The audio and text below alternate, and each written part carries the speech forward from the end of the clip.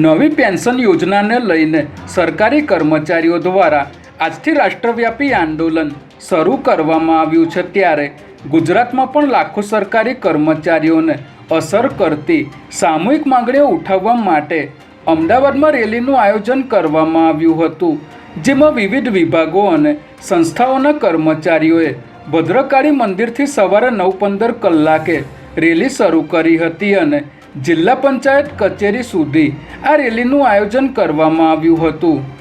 આ આંદોલન શાંતિપૂર્ણ અને બિન રાજકીય હોવાનું આગેવાનો દ્વારા કહેવામાં આવી રહ્યું છે। ગાંધીનગરના ફતેપુરા પાસેથી પસાર થતી સાબરમતી નદી ખાતે રીલ બનાવવાના ચક્કરમાં એક યુવકે જીવ ગુમાવ્યો હોવાની ઘટના સામે આવી છે, જેમાં ગાંધીનગરના સેક્ટર 27 ખાતે રહેતા 5 મિત્રો રીલ બનાવવા માટે ફતેપુરા પાસેથી પસાર થતી સાબરમતી નદી પાસે આવ્યા હતા અને ફોટોગ્રાફી તેમજ રીલ બનાવી રહ્યા હતા।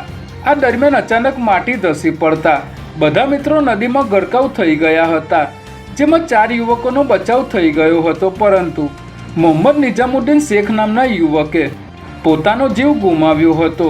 સમગ્ર મામલે પોલીસે યુવકની લાશ બહાર કાઢી આગળની કાર્યવાહી હાથ ધરી છે।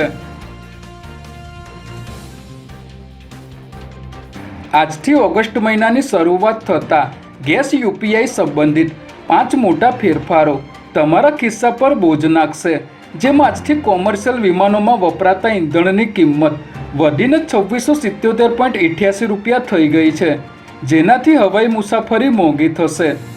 યુપીઆઈ એપ પર બેલેન્સ ચેક કરવાની મર્યાદા વધારીને 50 કરવામાં આવી છે, એટલે કે હવે તમે દિવસમાં વધુમાં વધુ 50 વખત તમારા એકાઉન્ટ બેલેન્સ ચેક કરી શકશો, જ્યારે 19 કિલોનો કોમર્શિયલ ગેસ સિલિન્ડર 34.50 રૂપિયા સસ્તો કરવામાં આવ્યો છે।